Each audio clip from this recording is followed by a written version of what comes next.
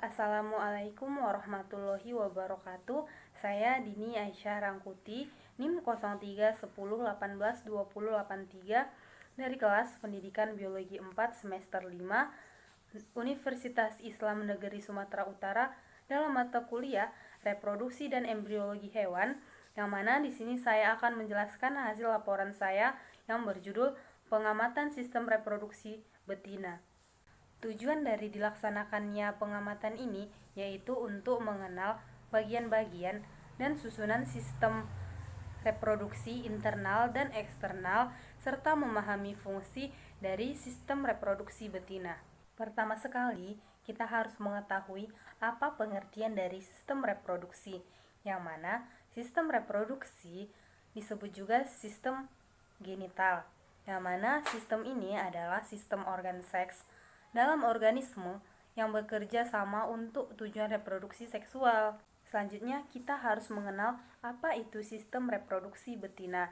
Jadi, sistem reproduksi betina adalah suatu proses yang kompleks yang melibatkan seluruh tubuh hewan ketika sudah dewasa. Secara umum, sistem reproduksi atau genitalia betina dibedakan menjadi dua. Yang pertama ada genitalia internal dan kedua ada genitalia eksternal. Yang mana genitalia internal terdiri atas ovarium, tuba falopi atau opiduk, uterus, serviks, dan vagina. Sedangkan genitalia eksternal terdiri dari vulva, labium majus, labium minus, klitoris, dan kelenjar mamae. Struktur dari sistem genitalia betina pada Pisces, yang mana saluran reproduksi berupa oviduk yang berjumlah sepasang. Bagian anteriornya berfusi yang memiliki satu ostium yang dikelilingi oleh pimbre-pimbre. Oviduk sempit pada bagian anterior dan posteriornya. Pelebaran selanjutnya pada uterus yang bermuara di kloaka. Selanjutnya ada sistem genitalia pada amfibi, yang mana ovariumnya berjumlah sepasang. Saluran reproduksi oviduk merupakan saluran yang berkelok-kelok. Oviduk dimulai dengan bangunan yang mirip corong, dengan lubangnya yang disebut oscum abdominal. Oviduk di sebelah kaudal mengadakan pelebaran yang disebut ductus mesonephros dan akhirnya bermuara di kloaka. Struktur dari sistem genitalia betina pada mamalia, yang mana ovarium dan bagian ductus dari sistem reproduksi berhubungan satu dengan yang lain dan melekat pada dinding tubuh dengan sebuah seri dari ligamen-ligamen.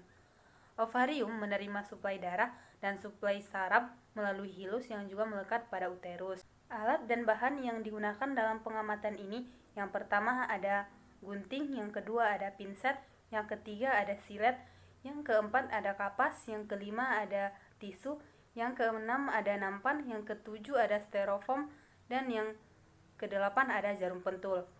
Adapun bahan yang digunakan dalam praktikum ini tentu saja ada mencit betina, ikan nila betina, dan katak betina. Langkah kerja dari ketiga pengamatan ini hampir serupa. Yang pertama, kita harus menyediakan alat dan bahan. Yang kedua, kita harus mematikan organisme percobaan. Yang ketiga, kita harus membedah organ reproduksi betinanya. Yang keempat, kita harus mulai membedah dan mengamati sistem reproduksi betina. Yang kelima, mencatat dan menggambar hasil dari pembedahan. Pada pengamatan sistem reproduksi ikan nila betina, dalam pengamatan ini, setelah dilakukan semua rangkaian pembedahan, dapat diamati hanya terlihat yang pertama, saluran urogenital pada bagian luar tubuh berfungsi sebagai muara urin dan terdapat juga anus. Kedua, organ kelamin betina yang jelas yaitu hanya sepasang ovarium yang berbentuk longitudinal atau memanjang, berwarna kekuningan pada saat matang, memiliki fungsi untuk menghasilkan ovum atau sel telur, yang mana ciri-ciri ovariumnya yaitu yang pertama, berbentuk lonjong dan berubah saat matang. Yang kedua, tergantung pada dorsal mesenterum. Yang ketiga, berwarna putih sebelum matang dan kekuningan saat sudah matang. Yang keempat, beratnya hanya mencapai 70% berat tubuh pada saat matang. Pada pengamatan sistem reproduksi betina pada mencit betina, dapat diamati terlihat adanya organ kelamin mencit betina, yaitu ovarium dan uterus. Pada mencit betina yang diamati, terlihat adanya sepasang ovarium, di mana ovariumnya berukuran kecil dan berwarna merah jambu. Ovarium ini berfungsi untuk menghasilkan sel-sel telur atau ovum.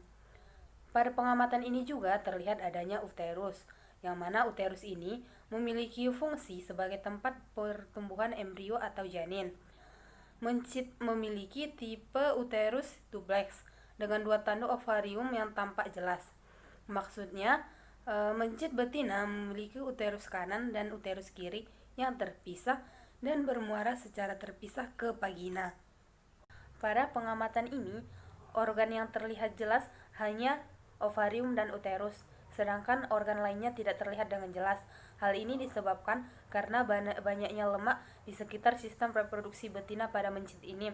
Selain dikarenakan itu, juga disebabkan oleh kurangnya ketelitian dan keterampilan praktikan dalam proses pembedahan. Berdasarkan literatur yang sudah dibaca praktikan, terdapat 2 komponen dari sistem reproduksi mencit, yaitu terdiri dari sistem reproduksi internal dan sistem reproduksi eksternal, yang mana pada organ eksternalnya terdiri dari vagina dan pulpa. Vagina ini berfungsi sebagai alat kopulasi, sementara organ internalnya terdiri dari ovarium, oviduk, dan uterus. Ovarium berfungsi menghasilkan sel-sel telur dan ovum atau ovum. Oviduk merupakan saluran penghubung antara ovarium dengan uterus. Oviduk memiliki fungsi sebagai jalan keluar sel telur atau ovum menuju uterus, sedangkan uterus berfungsi sebagai tempat pertumbuhan embrio atau janin. Pada pengamatan sistem reproduksi betina pada kata, yang mana dalam pengamatan ini, setelah dilakukan semua rangkaian pembedahan, dapat diamati terlihat organ berwarna hitam dan terlihat berbintik-bintik, merupakan ovarium, yang mana merupakan organ reproduksi pada katak betina, berfungsi untuk menghasilkan sel telur. Terlihat ureter yang berwarna putih dan memanjang. Terlihat juga adanya tuba fallopi yang berwarna kuning, yang berfungsi membawa sel telur menuju ke rahim. Pada praktikum ini ada beberapa organ yang tak teramati dikarenakan kurangnya kemampuan dan ketelitian praktikan selama proses. Kesimpulan yang dapat ditarik dari pengamatan sistem reproduksi betina pada ikan nila, yang mana terlihat organ kelamin betina hanya sepasang ovarium berbentuk longitudinal atau memanjang, berwarna kekuningan pada saat matang, dan memiliki fungsi untuk menghasilkan ovum atau sel telur. Kesimpulan yang dapat ditarik dari pengamatan sistem reproduksi betina pada mencit betina bahwa terdapat organ internal dan organ eksternal, yang mana organ eksternalnya terdiri dari vagina yang berfungsi sebagai alat kopulasi dan adanya vulva. Organ internalnya terdiri dari ovarium, oviduk, dan uterus. Ovarium berfungsi menghasilkan sel-sel telur atau ovum. Oviduk merupakan saluran penghubung antara ovarium dengan uterus. Oviduk memiliki fungsi sebagai jalan keluar sel telur atau ovum menuju uterus. Uterus berfungsi sebagai tempat pertumbuhan embrio dan janin. Kesimpulan yang dapat ditarik dari pengamatan sistem reproduksi betina pada katak betina, yang mana terlihat organ berwarna hitam dan terlihat berbintik-bintik yang merupakan ovarium, merupakan organ reproduksi pada katak betina, berfungsi untuk menghasilkan sel telur. Terlihat ureter yang berwarna putih dan memanjang. Terlihat juga ada tuba fallopi yang berwarna kuning, berfungsi membawa sel telur menuju ke rahim. Demikian penjelasan saya mengenai pengamatan sistem reproduksi betina. Apabila ada kesalahan, saya mohon maaf dan semoga bermanfaat. Assalamualaikum warahmatullahi wabarakatuh.